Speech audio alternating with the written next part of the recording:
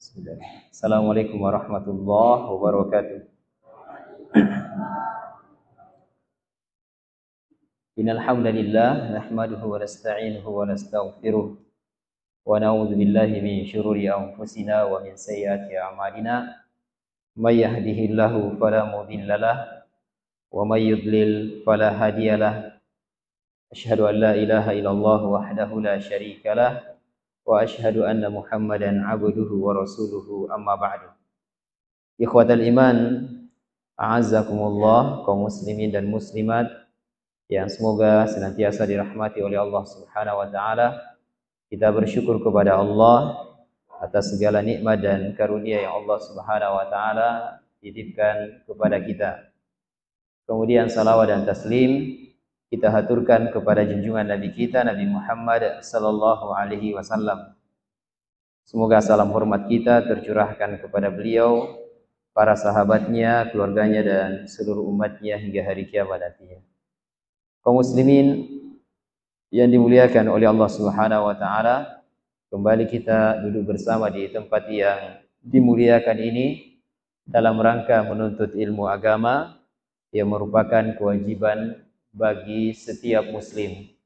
Nabi sallallahu alaihi wasallam bersabda, "Thalabul ilmi faridatun ala kulli muslimin." Menuntut ilmu agama adalah kewajiban bagi setiap muslim. Sehingga duduknya kita di sini jamaah sekalian, salah satu tujuannya adalah kita ingin melaksanakan salah satu kewajiban kita, yaitu belajar ilmu agama. Ikhwatal iman, a'azzakumullah. Pada pembahasan yang lalu kita membahas terkait masalah wasari'u ila maghfiratin min rabbikum wa jannatin 'arduhas samawati wal ard u'iddat lil muttaqin.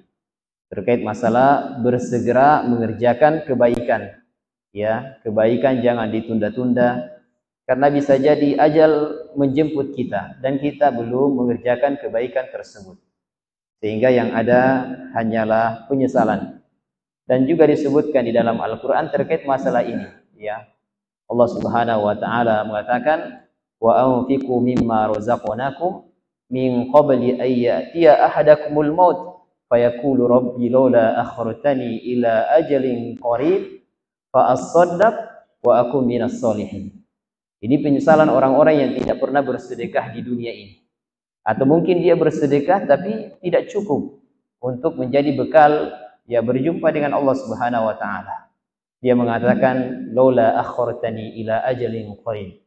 Ya, duhai seandainya kematianku itu diundur sehingga saya bisa bersedekah di jalanmu. Ya, wa aku minas solihin, dan saya termasuk orang-orang yang melakukan amalan-amalan soleh.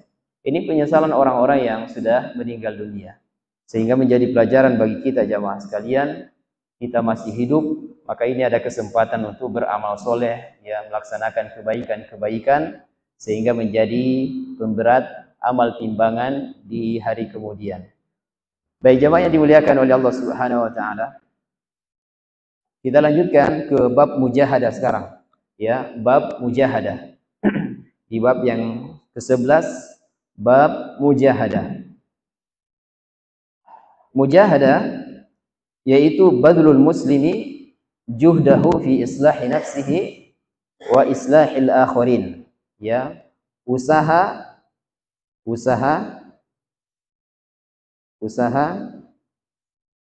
seseorang untuk memperbaiki dirinya dan orang lain, ya, dan orang lain.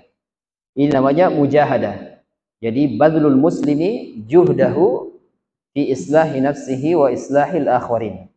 Ya, jadi ada usaha, ada upaya, ada keseriusan seseorang untuk memperbaiki dirinya. Dia perbaiki dunianya, dia perbaiki akhiratnya, dan dia juga memperbaiki orang lain. Ini dari sisi dakwah. Karena keberadaan kita di dunia ini jamaah sekalian tidak hanya ya memperbaiki diri sendiri, tapi kita dituntut untuk memperbaiki orang lain. Ya, Allah Subhanahu wa taala berfirman, ya ayyuhalladzina amanu qu anfusakum wa ahlikum naro. Ya, wahai orang-orang yang beriman, selamatkan diri kalian, ya, dan keluarga kalian. Jadi diri kemudian keluarga. Ya, jadi lingkup dakwah yang paling kecil di sini sudah. Diri sendiri kemudian keluarga. Sehingga jangan sampai kita fokus di luar berdakwah kemudian melupakan keluarga kita. Dua-duanya kalau bisa berjalan, nah itu yang terbaik. Ya, kalau belum bisa keluar ke masyarakat yang lebih luas, maka minimal dakwah jamaah sekalian kepada keluarga. Para suami ini punya tanggung jawab besar kepada ya istri mereka, kepada anak-anak mereka. Dan di hari kiamat akan diminta pertanggungjawaban nanti. Ya, khususnya sekarang jamaah sekalian, ini zaman media sosial. Ya, para bapak-bapak, para suami harus peka. Jangan biarkan anak dan istrinya itu tampil di media sosial joget-joget. Ini sekarang kalau diperhatikan mengerikan sekali. Kalau suami sudah tidak peduli, ya tidak cemburu, wah ini mengerikan ini yang seperti ini. Nabi mengatakan, la yadkhulul jannata dayyus, tidak akan masuk ke dalam surga dayyus. Para sahabat bertanya, apa itu dayyus? Ya, apa itu dayyus? Kata beliau sallallahu alaihi wasallam, seorang suami tidak memiliki rasa cemburu ketika istrinya atau keluarganya atau anaknya melakukan pelanggaran syariat. Ini namanya dayyus. Dan ini juga berlaku kepada para istri ya. Kalau suaminya melanggar, harus ada rasa cemburu, jangan dibiarkan. Ya, harus diluruskan agar tidak terkena hadis ini ya. Baik, jadi perbaiki keluarga masing-masing ya. Kita perbaiki keluarga masing-masing agar kita semuanya selamat di hadapan Allah Subhanahu wa taala, dan kita berharap agar kita semua dikumpulkan di dalam surga ya. Allah Subhanahu wa taala berfirman, "Walladzina amanu wattaba'athum dzurriyyatuhum biimanin alhaqna bihim dzurriyyatahum." Ya, jadi kalau suami istri beriman, anaknya beriman, kemudian cucunya juga beriman, semuanya nanti bertemu di dalam surga. Ya, semuanya bertemu di dalam surga. Baik, ikhwatal iman azakumullah, ini makna daripada mujahadah. Kemudian kita masuk kepada ayat yang disampaikan oleh Imam An-Nawawi rahimahullahu taala. Allah Subhanahu wa taala berfirman, "Walladzina jahadu fina lanahdiyannahum subulana wa innallaha lama'al muhsinin." Dan orang-orang yang berjihad ya, bermujahadah, bersungguh-sungguh untuk mendapatkan keridhaan kami, maka kami akan tunjukkan kepada mereka jalan-jalan kami.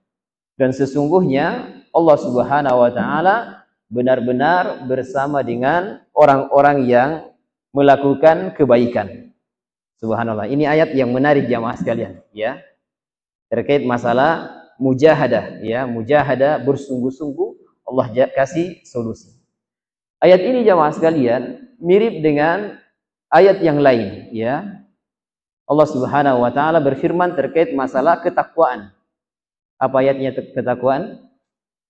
Siapa yang hafal ayatnya? Ya, kasih naik. Iya. Apa ayatnya ketakwaan? Allah Subhanahu wa taala berfirman dalam Al-Qur'an terkait masalah faidah di faidah ketakwaan. Ya.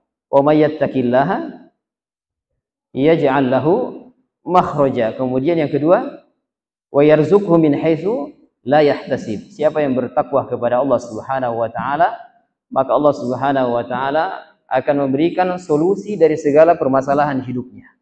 Ya. Kemudian dia akan diberi rezeki dari arah yang tidak disangka-sangka. Ini semuanya jalurnya menuju kepada Allah Subhanahu wa taala. Baik. Sekarang kita perhatikan tafsir dari walladzina jahadu fina lanahdiyannahum subulana. Walladzina jahadu fina lanahdiyannahum subulana. Kata Fudail bin Iyad, ya, walladzina jahadu fi talabil ilmi lanahdiyannahum subulal amali bihi. Orang yang sungguh-sungguh belajar ilmu agama, maka akan dimudahkan untuk beramal, untuk mengamalkan ilmunya. Jadi belajar, dia semangat belajar, maka dimudahkan untuk untuk beramal. Ya, dan tujuan daripada belajar itu diamalkan. Tujuan daripada belajar adalah diamalkan. Ya. Kata Sahal bin Abdullah, ya, Sahal bin Abdullah, walladzina jahadu fina, walladzina jahadu fi iqamatis sunnah, lanahdiyannahum subulal jannah. Orang yang semangat mengerjakan sunnah, maka akan dipermudah jalannya menuju ke dalam syurga. Ya, ini menegakkan sunnah, maka diberikan jalan menuju syurga. Ini dalam tafsir Al-Baghawi. Ya, dalam tafsir Al-Baghawi. Ya, sehingga semuanya butuh mujahadah jamaah sekalian. Menuntut ilmu butuh mujahadah. Ya. Ya, mungkin berat ya datang ke sini untuk belajar. Ya, mungkin karena malas, mungkin karena ada pekerjaan lain, atau ada faktor-faktor yang lainnya. Tapi itu semuanya dihilangkan jamaah sekalian. Apalagi karena rasa malu, ini jangan menghalangi dari menuntut ilmu agama. Apalagi karena kesombongan, ini juga sama. Nabi SAW mengatakan, la yanalul ilma mustahin wa mustakbir. Orang yang pemalu dan sombong, ingat ya, pemalu, sombong tidak dapat ilmu. Mau datang ke sini malu-malu. Jangan malu, ngapain malu? Ya. Apalagi yang kedua mustakbir, ini mustakbir berbahaya. Ya. Mau datang menuntut ilmu, saya sudah berilmu, ngapain saya datang menuntut ilmu agama? Nah, ini ancamannya besar jamaah sekalian. Nabi mengatakan, la yadkhulul jannata man kana fi qalbihi misqala dzarratin min kibr. Tidak akan masuk surga orang yang di dalam hatinya ada kesombongan. Ya. Kata seorang laki-laki, ya Rasulullah, innar rajula yuhibbu an yakuna na'luhu hasanah. Ya, sesungguhnya ada orang yang mau kalau sendalnya itu baru, ya bagus. Kemudian pakaiannya bagus. Kata sahabat ini, apakah itu termasuk dari kesombongan? Kata Nabi SAW, bukan. Yang dimaksud dengan kesombongan adalah batarul haq wa ghamtun nas. Batarul haq menolak kebenaran. Ya, tidak mau misalnya belajar ilmu agama, ya. Ya, atau meremehkan orang lain, ya. Jadi batarul haq menolak kebenaran, wa ghamtun nas, dan meremehkan manusia. Itu namanya sombong, ya. Tapi kalau misalnya pakai baju yang baru, ya, jam tangan yang baru, ya. Nah, ini bukan kesombongan. Ini diantara tahaddus bin ni'mah. Ingat ya, tahaddus bin ni'mah. Dan Allah mengatakan, wa amma bi ni'mati rabbika fahaddits. Adapun nikmat Tuhanmu maka apa? Ya, sebut-sebutlah. Kata Syaikhul Utsaimin menyebutnya ada dua, yaitu dengan perkataan, yaitu dengan mengucapkan apa? Kalau dapat nikmat ucapkan apa? Ya alhamdulillah. Ini yang pertama. Yang kedua dengan perbuatan. Ya, kalau kita bisa beli motor jamaah sekalian, beli motor, jangan jalan kaki, ya. Kalau antum bisa beli mobil, ya, untuk dipakai untuk kebutuhan sehari-hari, maka beli. Itu diantara tahaddus bin ni'mah. Ya, bisa pakai baju yang lebih bagus, ya beli, ya, agar dia bisa beribadah kepada Allah dengan pakaian tersebut. Itu semuanya tahaddus bin ni'mah. Itu dipuji oleh Allah Subhanahu wa taala dan bukan bagian daripada kesombongan. Ingat ya, bukan bagian dari kesombongan. Baik. Wa qala Ibnu Abbas wa Ibrahim bin Adam, hiya fil ladzina ya'maluna bima ya'lamun. Ya, orang yang bermujahadah itu adalah dia mengamalkan apa yang dia tahu, ya. Dia amalkan ilmunya, ya. Ya. Min amalin bima alima allamahullahu ma lam ya'lam, ya. Jadi kalau dia amalkan ilmu tersebut, ya, maka Allah Subhanahu wa taala akan ajarkan ilmu yang lain. Ingat ya, kita sekarang belajar. Sudah tahu ilmunya, kita amalkan. Sebab amalan tersebut Allah Subhanahu wa taala ajarkan lagi ilmu yang lain. Kemudian kata beliau, ya, dan ini selaras dengan perkataan Allah Subhanahu wa taala, wattaqullah wa yu'allimukumullah. Bertakwalah kalian kepada Allah Subhanahu wa taala, yaitu dengan mengerjakan amalan-amalan soleh, wa yu'allimukumullah, maka Allah Subhanahu wa taala akan mengajari kalian. Sehingga jamaah sekalian, di antara sebab seseorang itu mendapatkan ilmu adalah dengan ketakwaan kepada Allah Subhanahu wa taala. Dengan amalan soleh, dengan menjauhi larangan-larangan Allah Subhanahu wa taala, ya. Baik. Ini dalam tafsir Al-Qurtubi. Jadi saya campur-campur jamaah sekalian karena ini menarik pembahasannya, ya. Jadi tadi tafsir Al-Baghawi, Kemudian yang kedua tafsir Al-Qurtubi. Kemudian yang ketiga, Allah mengatakan wa innallaha lama'al muhsinin. Sesungguhnya Allah Subhanahu wa taala benar-benar, ini laut takkid ini takkid ini. Ditekankan betul. Jadi setelah inna di sini wa innallaha, dan sesungguhnya Allah lama'al muhsinin, benar-benar bersama orang-orang yang melakukan kebaikan. Kebayangkan ya, ini adalah mutaukid. Ma'a di sini jamaah sekalian bukan berarti ma' secara zatiyah. Maksudnya Allah bersatu dengan manusia, dan ini diyakini oleh aliran-aliran yang menyimpang bahwa Allah Subhanahu wa taala menyatu dengan manusia. Sehingga kadang kita jumpai ada orang yang sudah tidak sholat lagi. Ya. Kenapa? Karena dia mengatakan bahwa Allah sudah bersatu, Allah sudah di dalam sini. Ya. Ya. Ya, betul ya. Jadi dia bersatu antara makhluk dengan Allah Subhanahu wa taala. Dan ini penyimpangan. Ada orang yang ketika disuruh sholat, saya sudah sholat. Ya, saya sudah sholat karena dia anggap jasadnya itu sudah bersatu dengan Allah Subhanahu wa taala. Sehingga tidak bisa dipahami Allah Subhanahu wa taala bersama dengan manusia, maksudnya itu adalah zatnya, tidak, ya. Baik. Al-Muhsin kata Ibnu Abi Hatim, innamal ihsan an tuhsin ila man asaa ilaika. Yang dimaksud dengan ihsan di sini adalah engkau berbuat baik kepada orang yang berbuat buruk kepadamu. Wah, ini berat ini. Ya, jadi berbuat baik kepada orang yang berbuat buruk. Kemudian kata beliau, walaisal ihsanu, ya, an tuhsina ila man ahsana ilaika.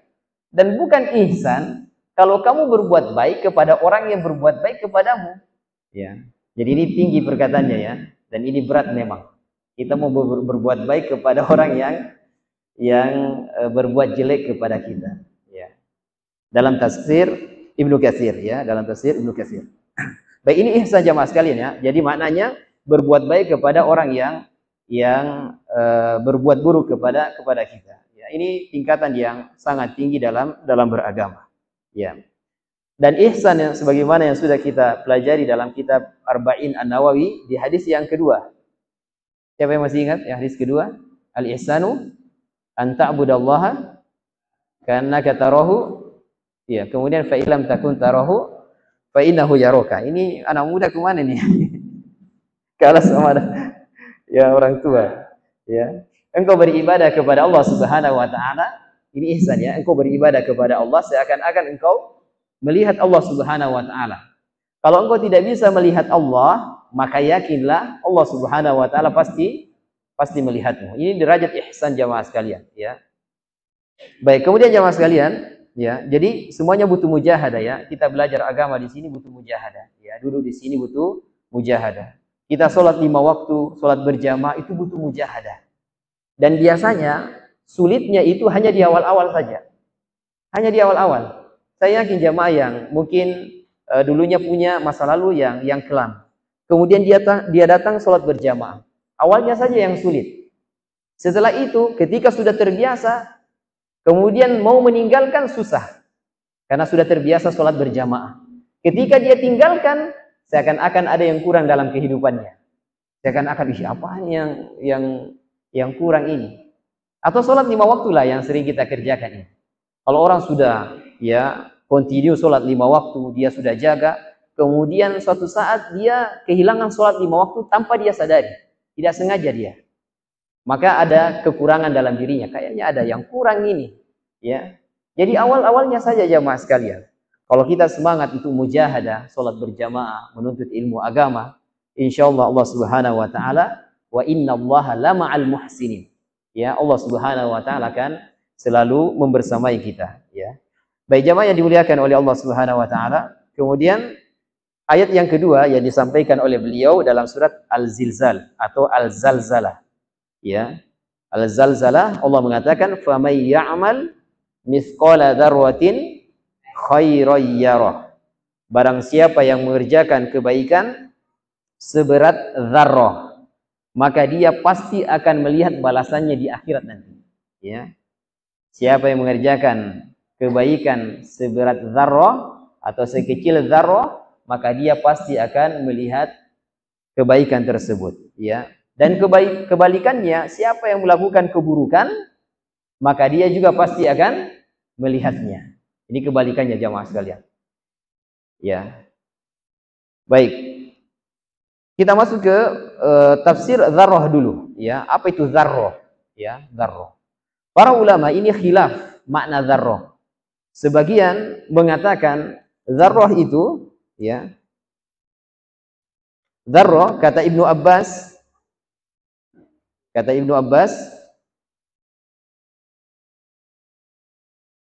kata beliau, dzarrah itu adalah semut merah, ya, semut merah.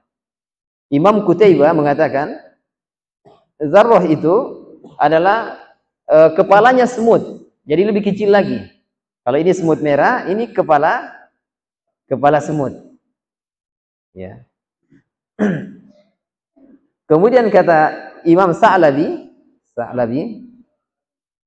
beliau mengatakan dzarrah itu adalah debu yang berterbangan, debu di udara. Ya, debu di udara. Jadi ini untuk mendefinisikan kalau itu hal yang sangat kecil. Bahkan sebagian ulama mengatakan itu seperti atom. Ya, atom lebih kecil lagi, ya. Atom lebih kecil lagi. Jadi Ibnu Abbas mengatakan dia seperti semut merah, ya. Kemudian Qutaibah mengatakan dia seperti kepala semut. Kemudian Sa'labi mengatakan dia seperti debu di udara. Intinya gambarannya kecil sekali dzarrah itu, ya. Dan perkataan yang paling menarik jamaah sekalian disampaikan oleh Imam Ibnul Jauzi rahimahullahu taala. Beliau mengatakan, "Wa'lam anna dzikra adz-dzarrah darbu masalin bima yu'qal."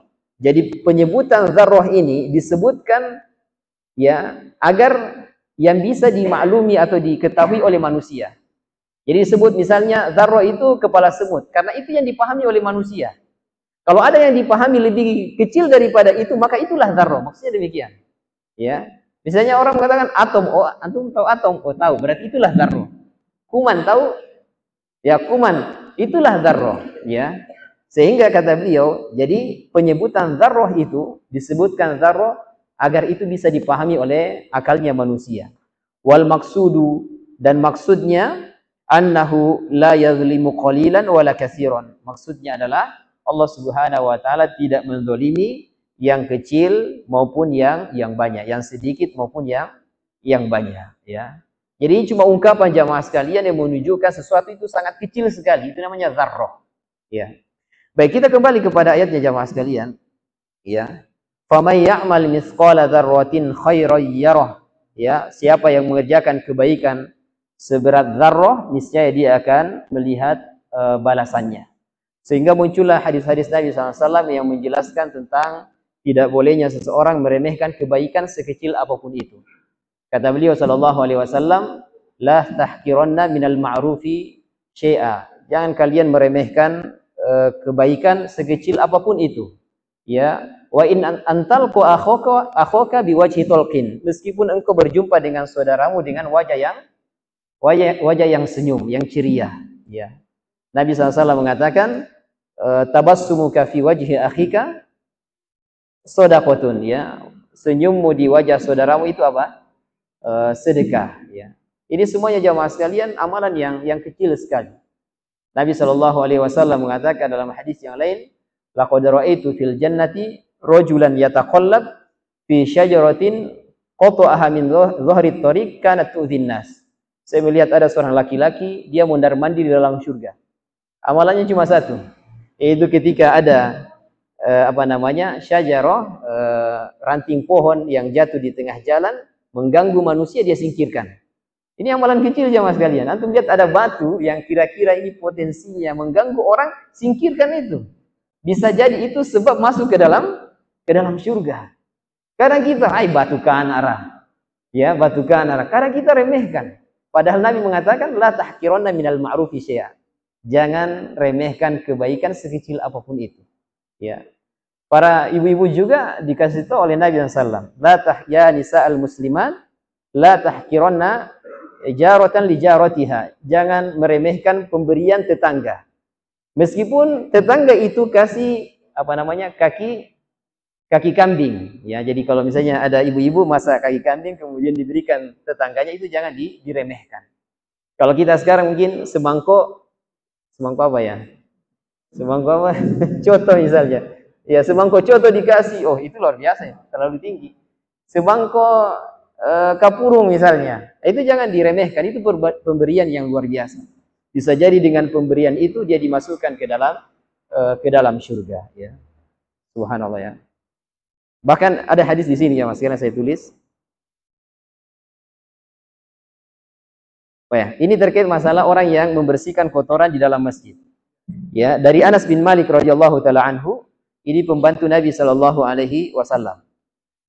Dia berkata, qala Rasulullah sallallahu alaihi wasallam. Nabi sallallahu alaihi wasallam bersabda, "Uribat alayya ujuru ummati." Ya, saya ditampakkan, diperlihatkan pahala-pahala umatku.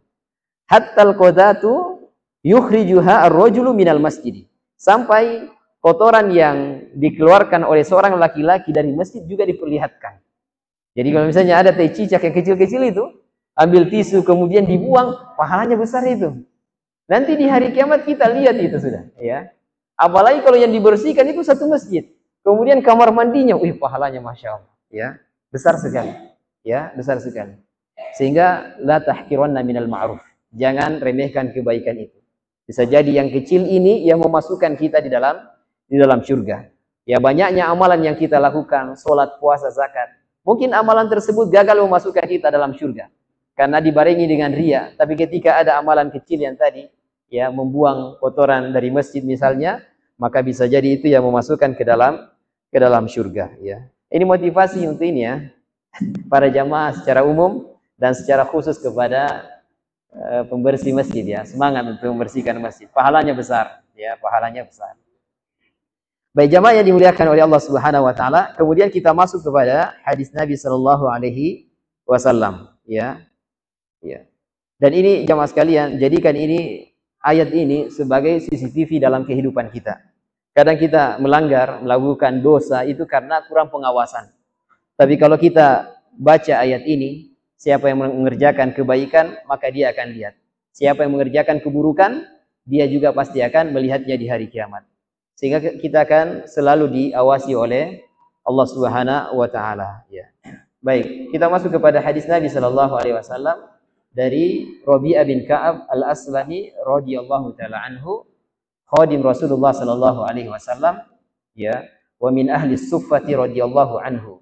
Jadi Rabi'ah bin Ka'ab ini pembantu Nabi sallallahu alaihi wasallam, kemudian juga dia masuk kepada ahlus suffah. Ini beberapa tahun yang lalu kita pernah bahas ahlus suffah, ya. Kalau jamaah sekalian masuk di masjid di Raudhah dari bab salam itu ada naik sedikit, 1 jengkal lebih sedikit, ya, mungkin 1,5 jengkal itu ada naik sedikit itu di Raudhah itu. Nah, itu dulu tempatnya ahlus suffah. Sekitar 70 sahabat Nabi sallallahu alaihi wasallam dari kota Mekah, orang-orang muhajirin. Dan ini orang-orang miskinnya. Ini orang-orang miskinnya tinggal di situ. Nah, di samping di belakang suffah itu rumahnya Nabi sallallahu alaihi wasallam. Jadi posisi masjid ketika itu jamaah sekalian begini. Biar ada gambarannya. Ini kiblat, ya, ini kiblat. Kiblat ke Palestina. Ke Palestina. Nah, suffah itu di sini. Di sini. Suffah itu di sini. Kemudian rumah Nabi di sini. Rumah Nabi di sini. Nah, ketika berubah arah kiblat, kiblatnya begini. Sehingga posisi ini tadi di belakang menjadi di depan sekarang. Ya, jadi depan sekarang. Jadi masuknya itu lewat sini. Nah, di sini inilah Raudhah di sini jamaah sekalian, ya, Raudhah. Nah, ini sahabat ini Rabi'ah bin Ka'ab itu termasuk ahlus suffah, ya, ahlus suffah. Kemudian kata dia, kuntu abitu ma'a Rasulillah sallallahu alaihi wasallam. Saya pernah bermalam bersama Nabi sallallahu alaihi wasallam. Fa'ataituhu, ya, biwadu'ihi wa hajatihi. Saya membantu beliau untuk menyiapkan air wudunya dan juga keperluan-keperluannya. Faqal, kemudian Nabi berkata, salni, Ayo minta, kamu minta apa saja. Fakultu as'aluka murafaqataka fil jannah. Saya memintamu agar bisa menemanimu di dalam surga. Kata Nabi SAW, au ghaira dzalik, ada enggak selain itu? Ya, coba yang lain lah. Ya, kata dia tidak ada. Huwa dzak. Qal, maka Nabi SAW mengatakan, fa'inni ala nafsika bikathrati as-sujud. Kalau kamu mau menemaniku di dalam surga, kamu bantu saya untuk memperbanyak sujud. Ya, berarti memperbanyak sholat apa ini? Ya, sholat sunnah. Sholat wajib tidak bisa ditambah. Yang bisa diperbanyak jamaah sekalian adalah sholat-sholat sunnah. Di sini ada beberapa faidah. Yang pertama, tingginya cita-cita para sahabat. Ya, para sahabat. Ini cita-citanya tinggi sekali. Ketika disuruh minta surga. Kalau kita waktu itu minta apa kira-kira? Ya, mungkin ada yang minta mobil, minta unta ya. Minta kaya, minta ini, semua. Tapi sahabat ini jamaah sekalian, cita-citanya masuk ke dalam surga, ya, subhanallah. Sehingga ini diantara isyarat petunjuk seorang itu banyak meminta surga, sebagaimana sahabat ini. Dan diantara doa yang diajarkan oleh Nabi SAW yaitu Allahumma inna nas'alukal jannah wa ma qarraba ilaiha min qaulin aw amal. Ini dihafal doanya jamaah sekalian. Allahumma, saya dikte ya. Allahumma inna nas'aluka al-jannah wa ma qarraba ilaiha min qaulin aw amal. Ya. Dan Nabi SAW juga memotivasi untuk meminta surga yang paling tinggi. Surga apa yang paling tinggi? Ya, Firdaus. Kata beliau sallallahu alaihi wasallam, ya, kalau kalian minta surga, ya, maka mintalah surga Firdaus. Fa innaha a'lal jannah, karena dia surga yang paling tinggi. Yang kedua jamaah sekalian, perbanyak salat sunnah. Salat sunnah. Ini kita murojaah yang sudah kita pelajari beberapa tahun yang lalu terkait salat sunnah, ya. Ada salat sunnah yang rawatib. Rawatib artinya mengiringi salat wajib. Itu namanya rawatib. Ingat ya, rawatib salat sunnah yang mengiringi salat wajib. Di antaranya ya, itu 4 rakaat sebelum zuhur.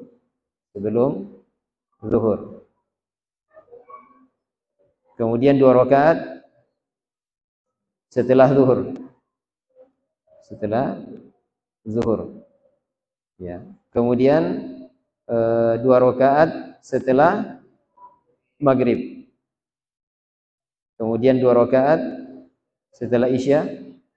Kemudian 2 rakaat ya sebelum subuh. Inilah yang dimaksud oleh Nabi SAW. Man shalla 12 rakaatan fi yaumin wa lailatin bunya lahu baitun fil jannah. Siapa yang mengerjakan 12 rakaat salat sunnah sehari dan semalam, maka akan dibangunkan untuknya sebuah rumah di dalam surga. Dalam riwayat Tirmidzi ini yang disabdakan oleh Nabi sallallahu alaihi wasallam. Baik jamaah yang dimuliakan Allah, ini yang rawatib ya. Dan ini yang muakkadah. Jadi rawatib muakkadah. Ya, salat sunnah yang mengiringi salat wajib dan dia sangat ditekankan untuk dikerjakan. Karena ada yang tidak terlalu ditekankan. Ya, misalnya 2 rakaat sebelum salat maghrib. Ya, jadi 2 rakaat sebelum salat maghrib itu tidak terlalu ditekankan. Ya, kata Nabi SAW, siapa yang mau mengerjakan silahkan. Yang tidak mau tidak ada masalah. Ya, tidak ada masalah. Cuma sebagian masih saya lihat setelah dia azan azan maghrib ya, dia diam saja. Seandainya dia sholat sunnah atau berdoa atau ada amalan yang dikerjakan itu bagus. Ya, itu bagus ya. Jadi kalau ada fatrah di situ gunakan untuk berdoa kalau dia tidak sholat sunnah. Kalau ada fatrah, ada waktu di situ, gunakan berdoa kalau dia tidak sholat sunnah. Dan upayakan jamaah sekalian jangan langsung dikomat ya. Khususnya yang maghrib ini sudah azan langsung dikomat, jangan. Karena memberikan kesempatan ini untuk orang yang sedang berpuasa. Mungkin ada yang puasa Syawalnya sudah selesai belum? Ya, yang belum selesai ya berharap ke depan semua ketemu lagi bulan Syawal ya. kemudian mungkin ada yang puasa Senin Kamis, ada yang puasa Daud, ya maka dikasih jarak di situ ya. Kalau bisa 10 menit itu bagus ya, 10 menit. Agar orang yang buka puasa tidak terburu-buru. Ya, kemudian ketika dia datang, dia sudah kenyang, dia tidak pikirkan lagi buka puasanya di rumah. Ya, ini diantara hikmahnya jamaah sekalian. Allah taala alam bisawab. Saya kira demikian jamaah sekalian apa yang bisa kita bahas pada kesempatan kali ini. Semoga yang sedikit ini bermanfaat untuk diri saya pribadi dan seluruh jamaah yang hadir. Kita berdoa kepada Allah, semoga Allah Subhanahu wa taala memberikan keistiqomahan dalam beramal, keteguhan dalam mengamalkan sunnah Nabi sallallahu alaihi wasallam, dan semoga Allah Subhanahu wa taala menjadikan keluarga kita semuanya keluarga yang sakinah, mawaddah, warahmah. Dan kita juga doakan saudara-saudara kita di Palestina, semoga Allah Subhanahu wa taala memberikan kesabaran kepada mereka, mencatat pahala syahid orang-orang yang sudah meninggal di antara mereka, dan memasukkan mereka semuanya dan kita semuanya ke dalam surganya. Amin ya rabbal alamin. Subhanakallahumma wa bihamdika, asyhadu an la ilaha illa anta, astaghfiruka wa atubu ilaik. Assalamualaikum warahmatullahi wabarakatuh.